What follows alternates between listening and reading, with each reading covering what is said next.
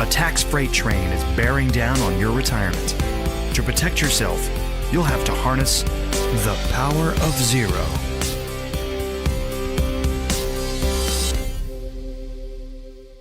Hi there, this is David McKnight. Welcome to the Power of Zero show. Grateful that you're willing to spend a few minutes with us every week talking about the future of tax rates and how you can prepare your retirement accordingly. Of course, if you want to find out more about what we do here at davidmcknight.com, head on over there and you'll find a number of resources there. You can get copies of The Power of Zero or Look Before You LIRP. Of course, I've got my new book coming out, which has been retitled The Volatility Shield. The working title is Volatility Buffer. I have since changed it to The Volatility Shield. You can find out more about that soon at davidmcknight.com, and I'll be doing a podcast on that as well. Today, I would like to talk about the four-step process of adopting a Power of Zero paradigm. In other words, how do you adopt a Power Zero paradigm? What do you need to be convinced of to adopt a Power Zero paradigm? And then once you are convinced of that first step, what are the subsequent steps that you need to do to put your financial house in order? So starting off, the whole Power of Zero paradigm is predicated on this idea that tax rates in the future are going to be dramatically higher than they are today. If you don't believe that, if you don't believe that even 10 years from now, tax rates will be higher than they are today, then the Power of Zero paradigm is probably not a paradigm that you will easily embrace. The type of planning strategies that we espouse are not planning strategies that you're likely to warm up to, okay? So the first step in this whole process is taking account of the fiscal landscape of our country. Where are things headed? What is the fiscal gap? Larry Kotlikoff recently put that as high as $239 trillion. What is the actual publicly stated debt?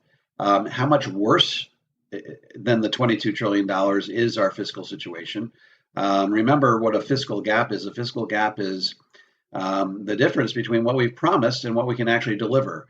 It's the present value of a future obligation. In other words, we would have to have $239 trillion sitting in a bank account today, earning treasury rates to be able to afford everything that we've promised to the American people.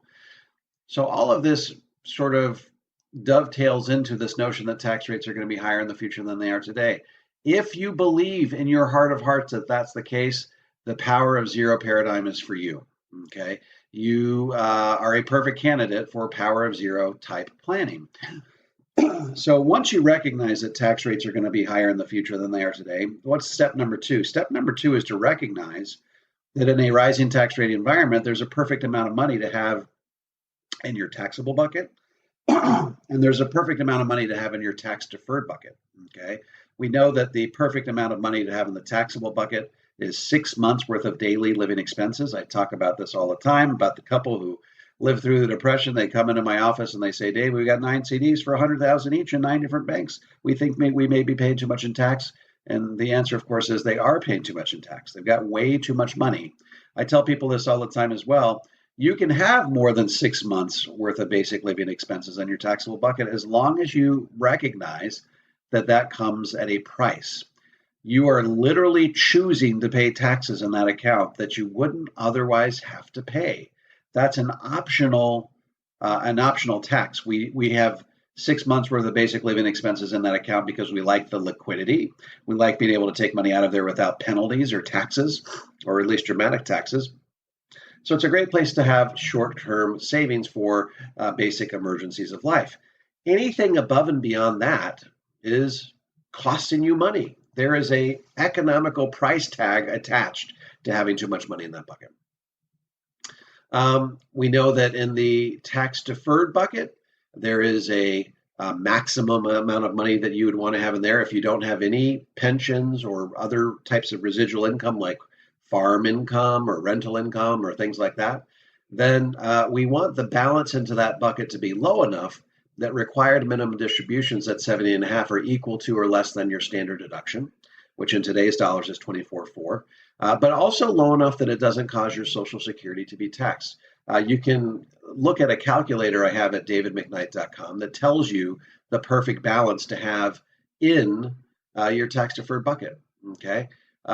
If you have a pension, a substantial pension that exceeds your standard deduction and is causing your Social Security to be taxed, so on and so forth, then you're going to want to have not really any money in your tax deferred bucket. Okay. So step two in this whole process, after having recognized that tax rates in the future can be higher than they are today, step two is to recognize that there's a perfect amount of money to have in those first two buckets, perfect amount of money to have in your taxable bucket from a tax efficiency perspective, and a perfect amount of money to have in your tax deferred bucket. Once we've recognized that, the third step is to recognize that anything that is above and beyond those ideal balances in the taxable and tax deferred bucket should be systematically repositioned to tax-free. We have to engage in what we call asset shifting. If you have too much money from a tax efficiency perspective in those first two buckets, you should reposition that money to tax-free. How quickly should you do it? Well, you should do it quickly enough that you get all the heavy lifting done before tax rates go up for good, which is in 2026. But you want to do it slowly enough that you don't rise too rapidly in your tax cylinder, such that you pay so much tax that you get heartburn.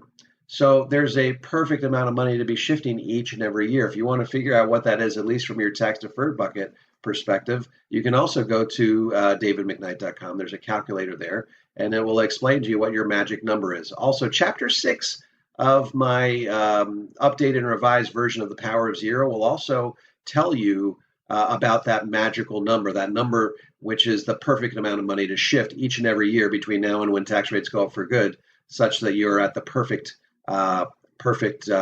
balance at retirement. So that's step two is identifying that there's an ideal amount of money to have in those buckets. Step three is identify that if there is too much in those first two buckets, we need to systematically shift those dollars to tax free. And remember, we want to stretch that tax liability out over as long as we possibly can, and preferably getting all that heavy lifting done before tax rates go up for good. And then, so let's say that having done steps 1, 2, and 3, you have recognized that your magic number is, say, $100,000.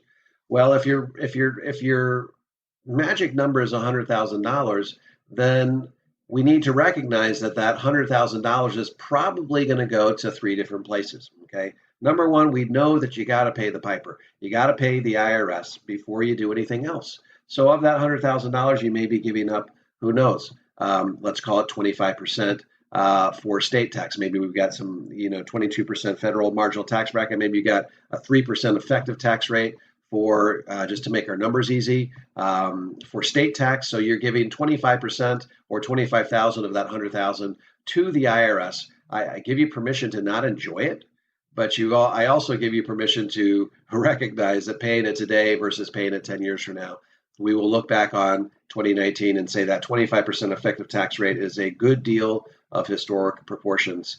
Remember, all tax rates have to do in the future is go up by 1% for the math year to make sense. So really, it comes down to asking yourself, do you think that tax rates down the road are going to be higher than they are today? And if they do, if you do think that, then the rest of it becomes pretty easy.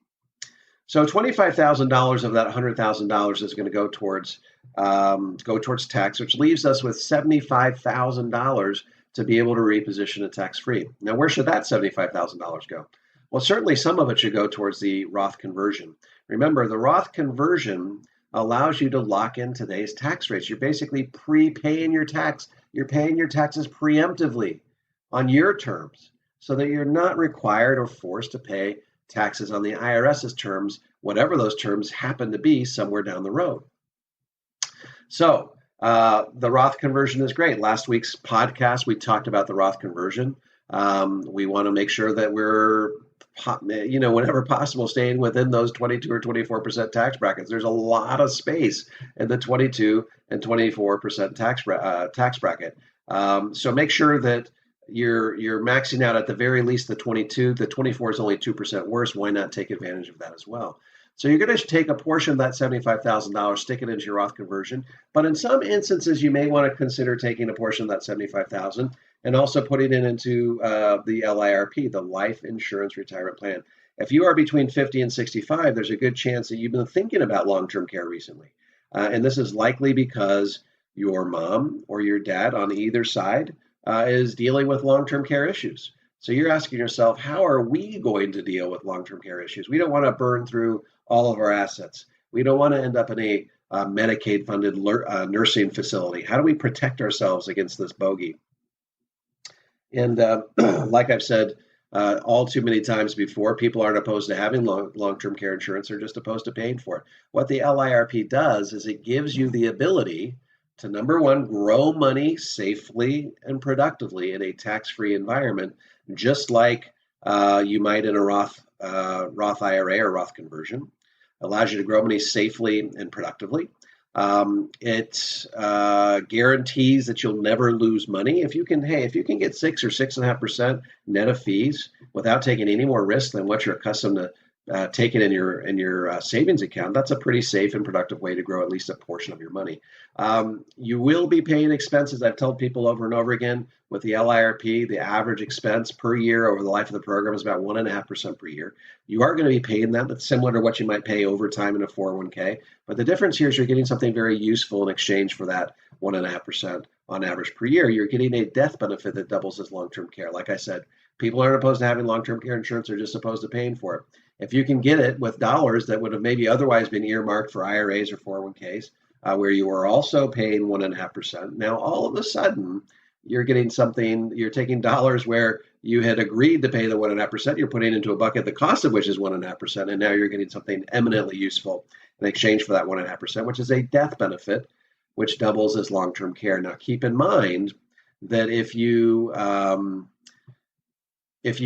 die peacefully in your sleep 30 years from now, never having used the long-term care, then your kids or a charity or what have you are still going to get a death benefit. So there isn't that sensation of having paid for something you hope you never have to use. So it is potentially a good idea, depending on your situation, to earmark a portion of that remaining $75,000 towards your LIRP, so you can get the safe and productive growth, you can get the death benefit, you get the ability to take money out tax-free if you need to, just like you would in your Roth IRA, but you also get a death benefit that doubles as long-term care. And that really, in essence, covers that risk that 70% of Americans are going to be confronted with at some point in their retirement. So once we establish number 3, which so in summary, we got the three steps, which is number 1, recognize that tax rates are going to go up. Number 2, recognize that in a rising tax rate environment, there's a mathematically perfect amount of money to have in taxable bucket and the tax deferred bucket. Step 3 is anything above and beyond those ideal balances should be systematically, year by year, systematically over a period of time, reposition to tax-free. And step number 4 really is make sure that you're getting some good diversity within your tax-free streams of income. You got to pay the tax, but with what's left over after tax, you're going to want to fund your Roth conversion. You're also going to potentially, depending on your situation, peel off a portion of that and fund your LIRP. Why is the LIRP important? Well, let me back up a second and say how much death benefit should you have in your LIRP? I tell a lot of people, look, you want a meaningful and impactful amount of long-term care insurance. That means you're going to get a death benefit anywhere from $400,000 to $500,000 for the husband, $400,000 to $500,000 for the wife. Worst case scenario, let's say you only got $100,000 of death benefit. Well, that's not very impactful. That's like rearranging deck chairs on the Titanic. That's going to give you, about $25,000 per year for 4 years to earmark towards the cost of long-term care. That's just not going to cover that bogey with today's long-term care rate. So you probably need $400,000 to $500,000. At $500,000, that's going to give you about $125,000 of long-term care coverage per year, every year for 4 years, to be able to use for the purpose of paying for long-term care. So in summary, let me repeat those 4 steps. If you're looking to engage the Power Zero process, number 1, recognize that tax rates in the future are going to be higher than they are today. Number 2, recognize that in a rising tax rate environment, there's a mathematically perfect amount of money to have in your taxable and tax deferred buckets. Step number 3, once you recognize that there's that perfect balance in those first 2 buckets, reposition any surplus balances from those 2 buckets. And it's not, by the way, it's not just the balances, it's the contributions. If you're putting money in there and forcing that balance higher, especially if it's a 401k above and beyond the match, look at repositioning those dollars to tax-free. And finally, 4, make sure that once you decide what is the ideal amount of money to be shifted to tax-free, that it gets funneled into a couple of different places, Roth conversion, possibly Roth IRAs. Certainly make sure you're funding your Roth 401ks if those are available, but also take a look at whether an LIRP is realistic and appropriate for your situation. It's going to grow safely and productively, but it's also going to give you a long-term care benefit that you might not otherwise have had. And should you die peacefully in your sleep 30 years from now, never using it, someone is still getting a death benefit. So it doesn't feel like you wasted those dollars along the way. All right, folks, appreciate you being on the show today. Look forward to talking to you next week. Of course, don't forget to subscribe. If you subscribe to the podcast, every time we do a new podcast, you're going to get an email with a link to the podcast in your email inbox. So make sure you subscribe and go to davidmcknight.com if you're interested in learning more. Thanks for being on the show. We'll talk to you next week.